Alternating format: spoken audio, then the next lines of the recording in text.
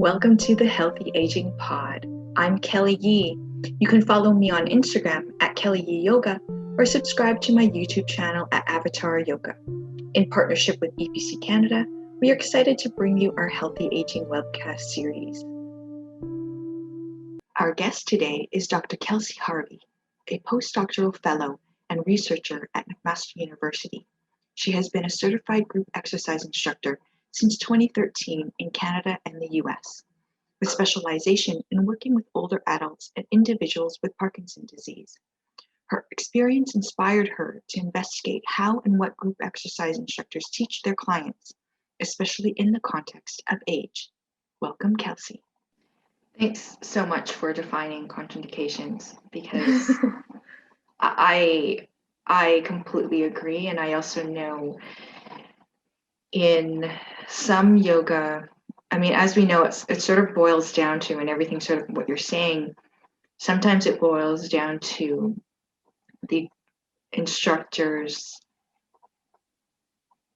teaching experience, I guess, and what if they have any specialization, and also where they're getting their teaching from, right? Because everyone's quite different. I know in yoga alone, like there's many teachers out there, but we all have a very, very different type of education, and where we got our training from varies, and the standards vary from all over.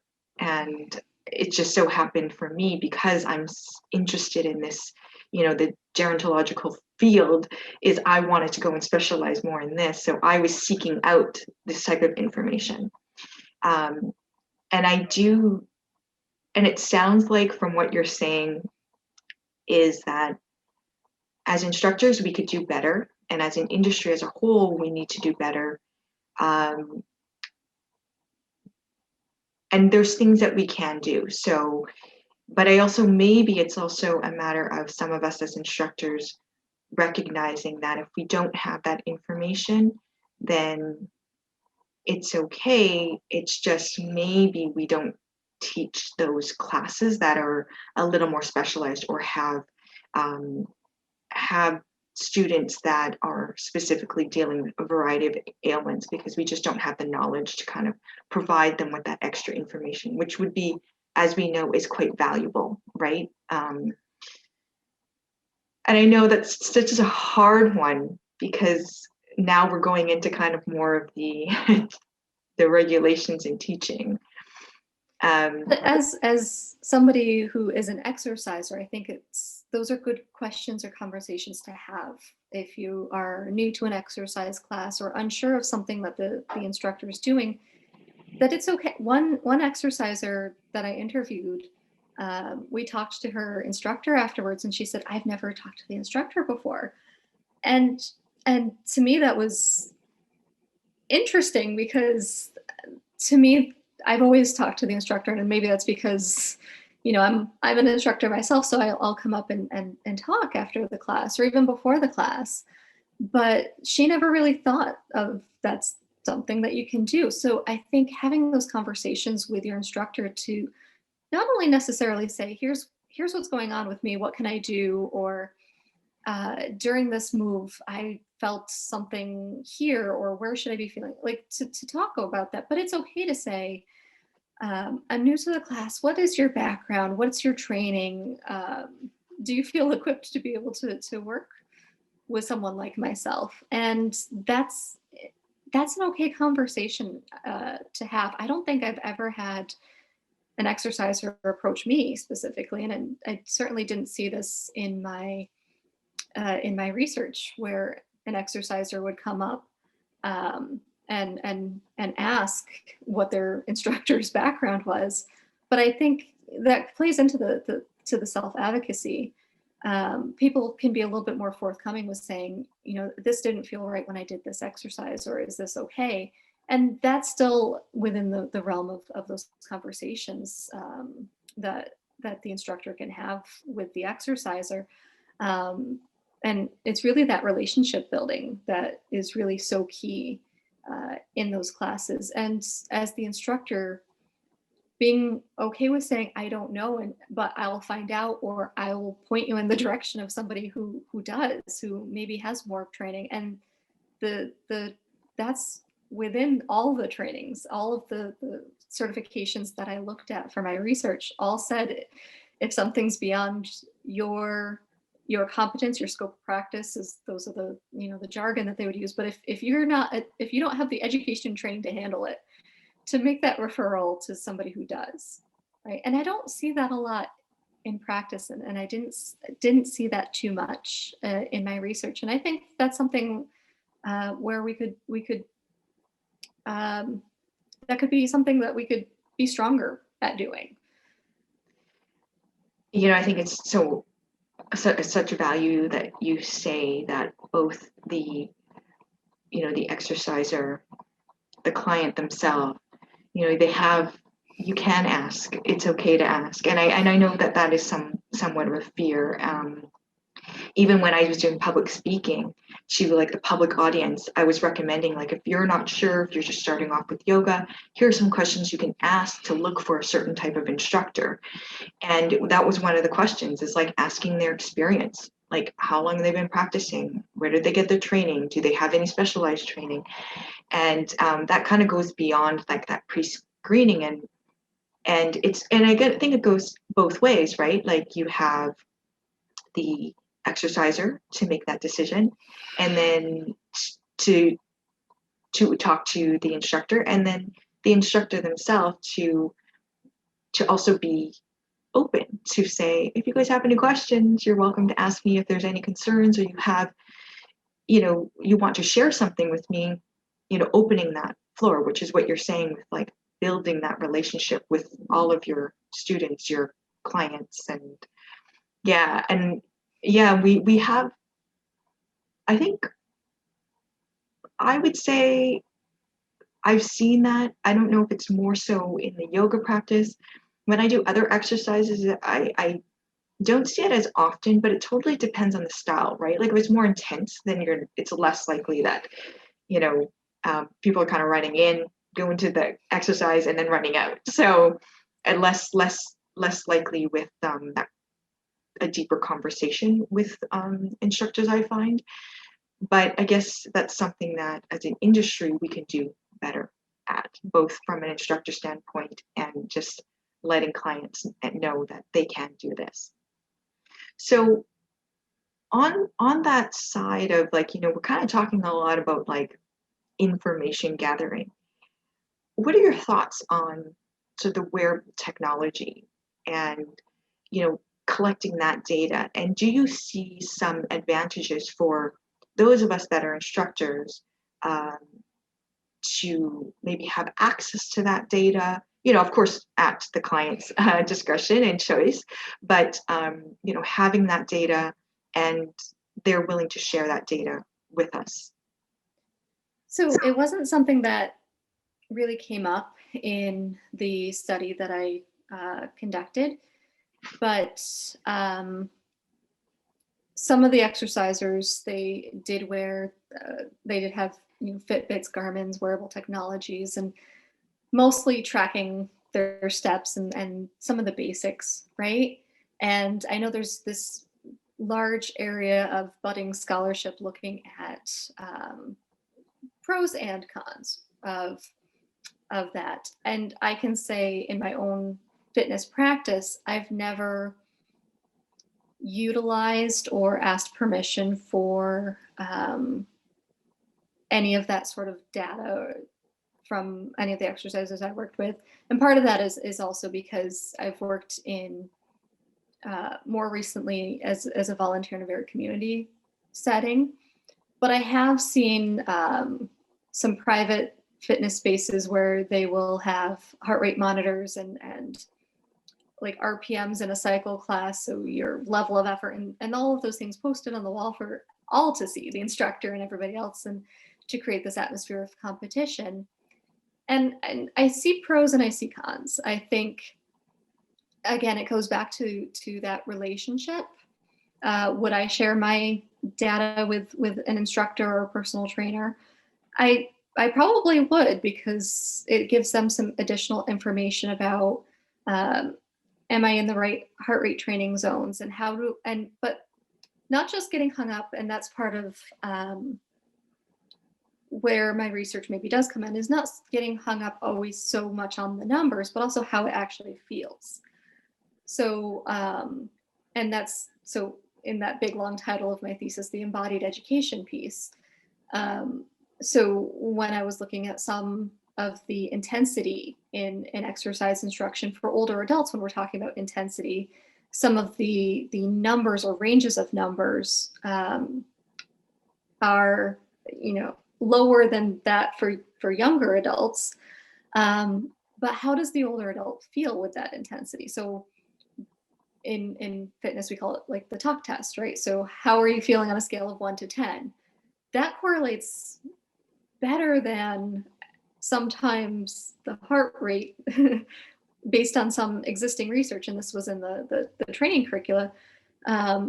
If you're stopping to count the heart rate, it's already starting to slow down and interrupting the class and causes problems. So just saying, how are you doing on the scale of 1 to 10 tells you a lot. So the numbers, I think, are there, and they're important, and absolutely I would share that information with people that I worked with as an exerciser in certain circumstances, if they're also saying, well, how does it feel? Because if they're saying, you can push so much more, your heart rate's here, and I'm like, no, like it hurts, I don't feel like I can.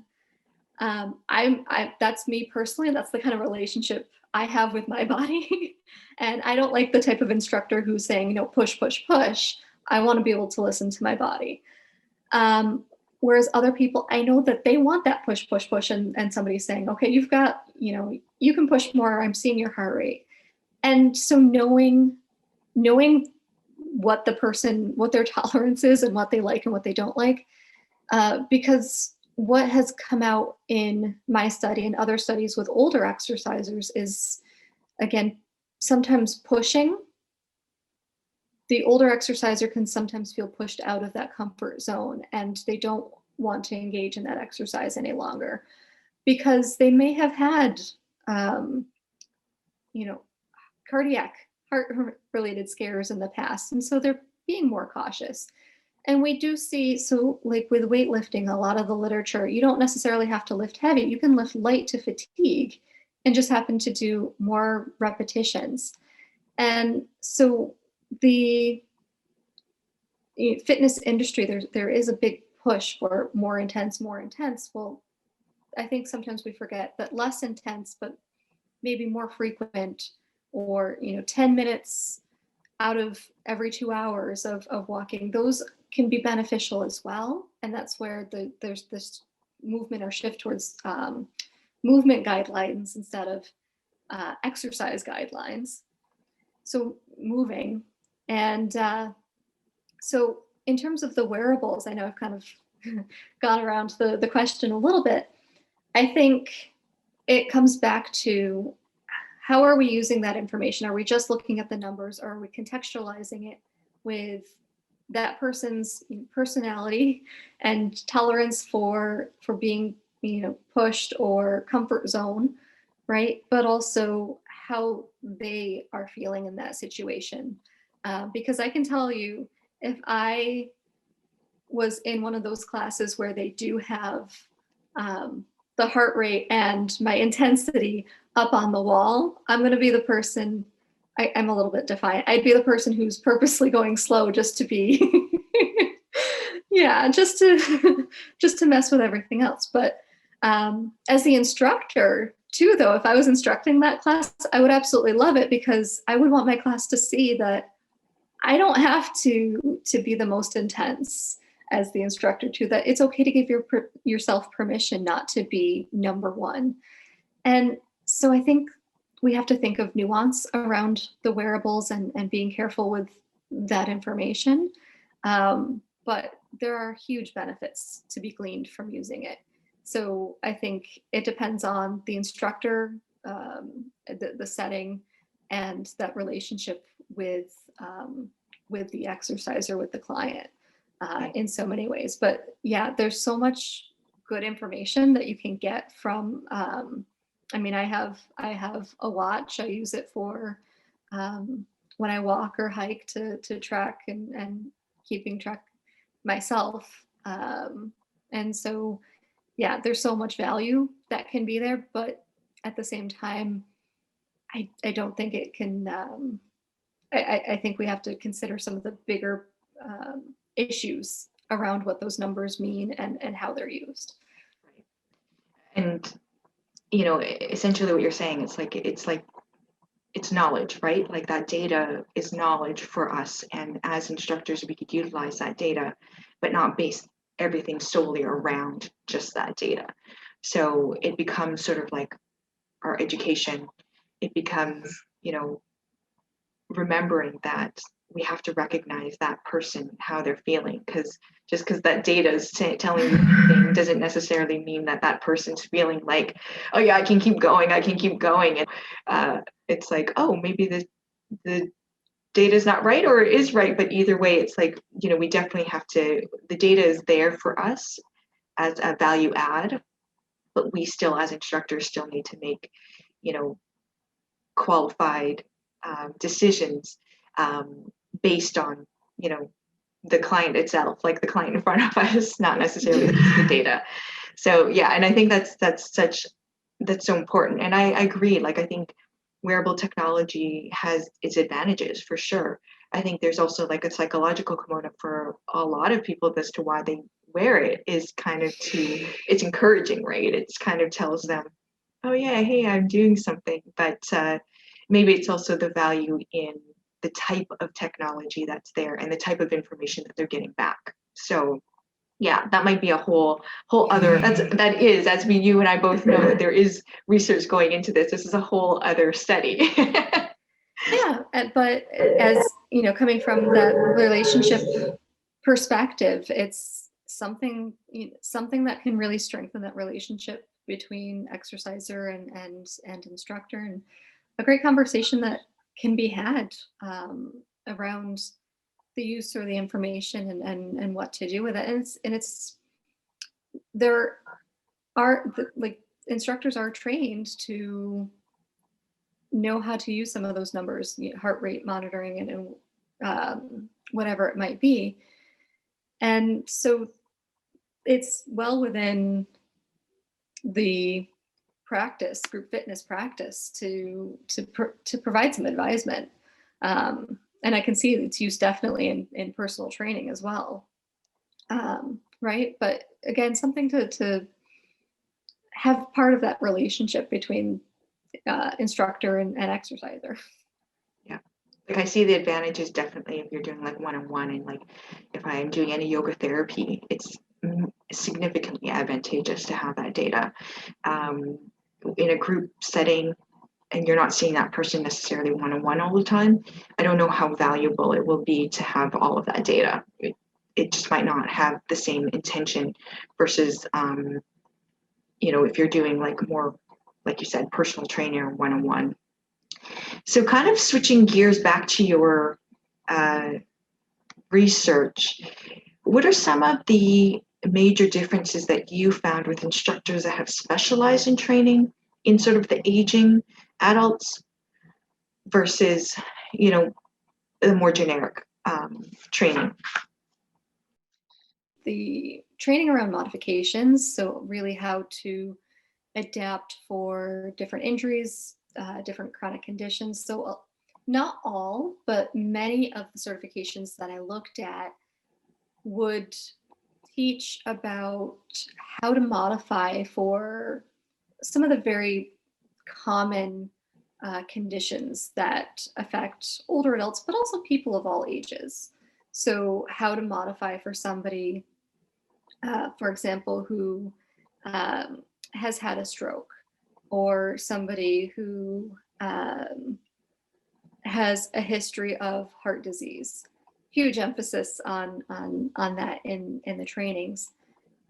And so it gets into a lot more depth and nuance in terms of the information. And I do think that that's something that really should be brought in and taught to exercise instructors who work with people of all ages, because those conditions can, as you said, 30, I mean, a lot of what happens with what we call aging can happen as young as in your 20s, right? It's already happening. And it doesn't just, show up when on your 65th birthday. These things are going on throughout your life. And so I think that the more you learn, this is something that adds to your competence, that makes, instructors much more knowledgeable. The more you learn, the better. But I think in terms of working with people of all ages and all abilities, that would be really valuable information for instructors.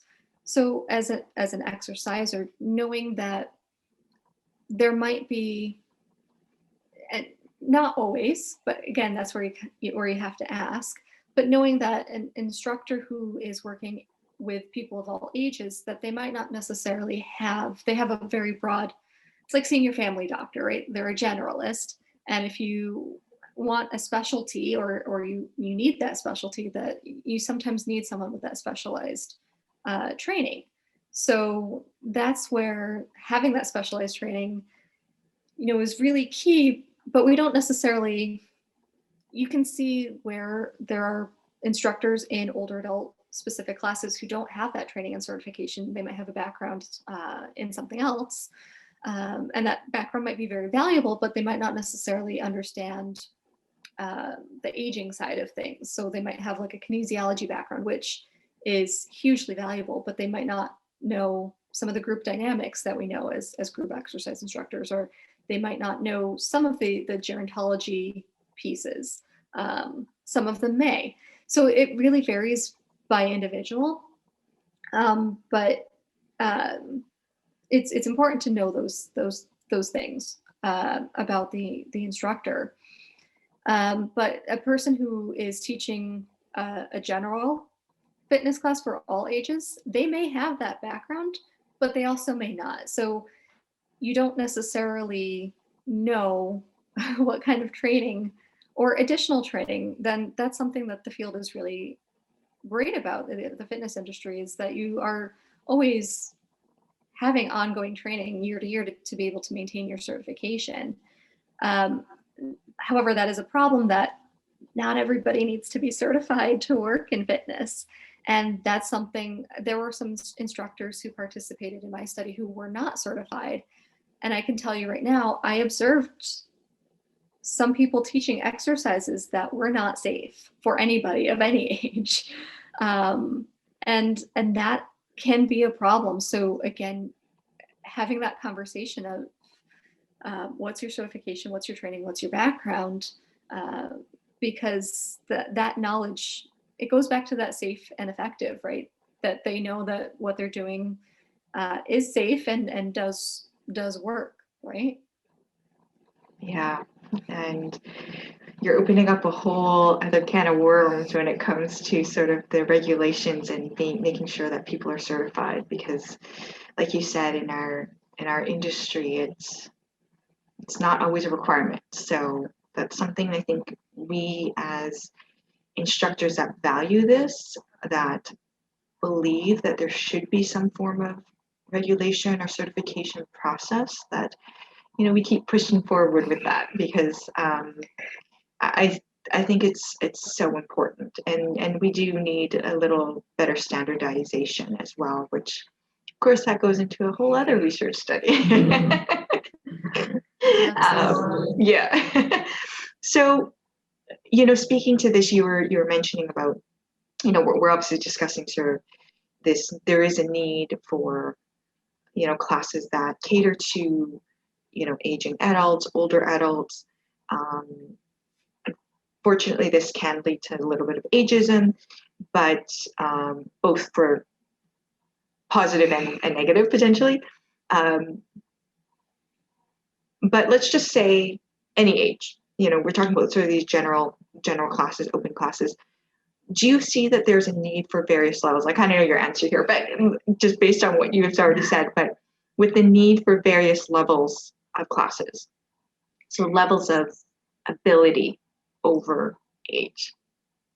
I remember when there used to be the stratification of high and low classes, and the industry really got away from that, and for some good reason, I think, because as I said, some of the certifications that I studied, they want classes to be inclusive to everyone.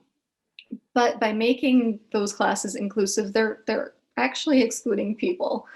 My favorite quote, the one person who I interviewed, an older exerciser, said, if I'm at intro to algebra and I'm put in a calculus class, it's not going to work. And so the benchmark or the average or the median that we're teaching to, we can modify so much and push people so much on one side or the other of that. But algebra is still, the average, and you're going on one side or the other only so much. And then calculus is, this whole other class. And I think that there definitely is this need for various levels of classes. And I think that's where the industry tried to address that by having these age focused classes, but by confusing age and ability, there's still gaps to be filled. So when I interviewed people, some people said that there's this huge gap between the mainstream. So one older instructor, an instructor in their 80s, they said there's too much of this, rah, rah, rah, high energy stuff. And then there's too much direct rah, rah, rah, high energy.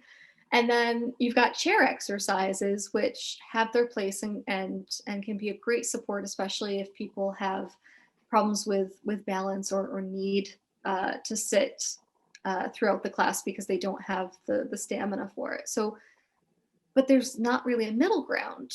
And then some instructors I spoke to said, well, what we're not doing well with is for individuals who are really would be classified as frail, for people who where even the chair exercise might be too intense. And so having more options around various levels of that intensity, I think, is definitely needed. So we need the intro to algebra class, we need the calculus class, but we also need the basic math skills kind of class. And you wouldn't have everybody in math all be in one of the same classes, right?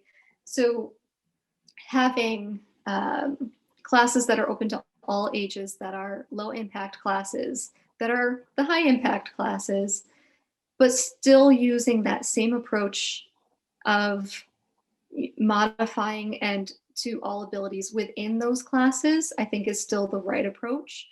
I don't think you can say just because this is, just because this is a high intensity class doesn't mean we can't say, well, here's how you can do the jumping jack without jumping, right? There's low impact ways of doing that, but be able to find some more.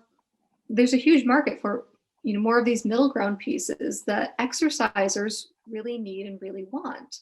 And that's coming from a lot of the older exercisers that I spoke to, but people who are younger who, they show up to that boot camp class and they're like, I can't do this. You need to start somewhere to work up to that kind of class, if that's something that somebody wants to do.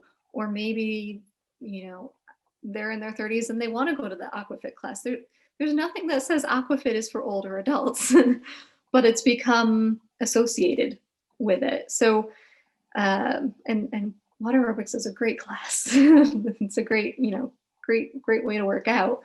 But people of all ages should feel comfortable in those spaces. And part of that is being able to have more thinking around different abilities within the fitness settings. And I think that will foster more inclusive options for exercisers.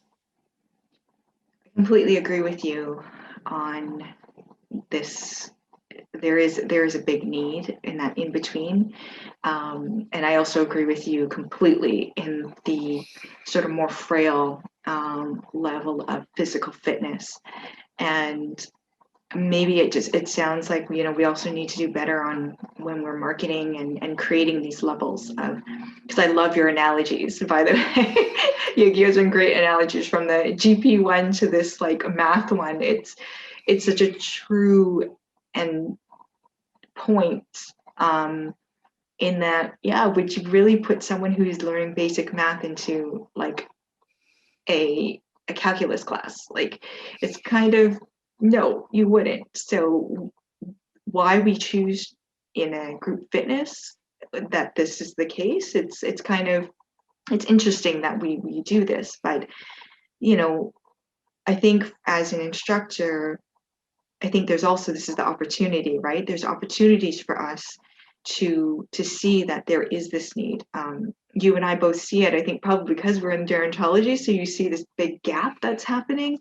And we know that there's more of us that are seeing this. So when it starts to catch on, that hopefully all around there is going to be more levels, and it's not based on age. It's literally on levels, and being able to almost go from one class to the next class. And yeah, and just, but I love that. I also love that you said, like, within that class, instructors also need to take that same theme of modifying based on that class, because within that class frame, you're not all going to be doing the same thing. So it shouldn't just be fully gentle, and because everyone's abilities are quite different. So yeah, and I think we could talk forever, and I've already taken so much of your time. So I just want to say thank you so much, Kelsey, for all of this. Thank you for sharing your research with us, and I wish you all the best in your postdoctorate as well. And thank you for the invitation. And it was a pleasure to speak with you today about so much, so many different topics related to group exercise. Thank you very much, Kelsey. Yeah, thank you.